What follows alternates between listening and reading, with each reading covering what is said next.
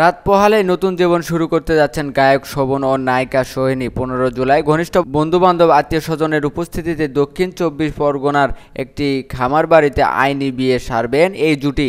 কিন্তু জীবনে চলার পথে একসময় প্রেমের ব্যর্থতায় বিমর্ষ হয়েছেন দুজনেই, মন ভেঙেছে একাধিকবার। তবে সব পেরিয়ে শুভ পরিণয়ের দিকে হাঁটছেন এই জুটি। যদিও শোভন সোহিনীর প্রেমের সাক্ষী নাকি গায়িকা ইমন চক্রবর্তী। তিনি জানান, গত বছর যিশু সেনগুপ্তের উদ্যোগে নজরুল মঞ্চে 22শে শ্রাবণের অনুষ্ঠানে শুরু হয়েছিল সোহিনী শোভনের প্রেম।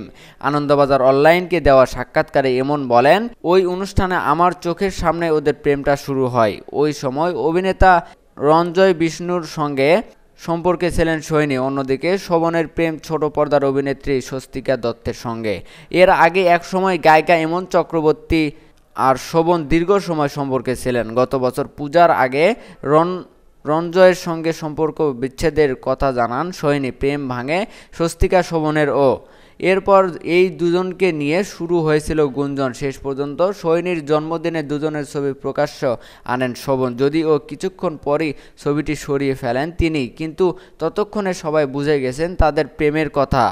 সোহিনীর সঙ্গে ঘুরতে যাওয়ার ছবি পোস্ট করে ও বারবার ডিলিট করেছেন শোভন। নতুন বছরের শুরুতে সুইডেন ঘুরতে যান এই যুগল। আলাদাভাবে ছবি পোস্ট করলেও তাদের প্রেমটা তত দিনে স্পষ্ট হয়ে উঠেছিল। এবার সব গুঞ্জন সত্যি করে দিয়ে সোহিনী শোভনের বিয়ে সানায় বাজতে চলেছে। বিয়ের পরের দিনই ঘরোয়া বউ ভাতের অনুষ্ঠান, যদিও শীতে রিসেপশনের পার্টি দেবেন বলে জানা গেছে। সোহিনী শোভন দুজনেই বাঙালি খাবার ভালোবাসেন।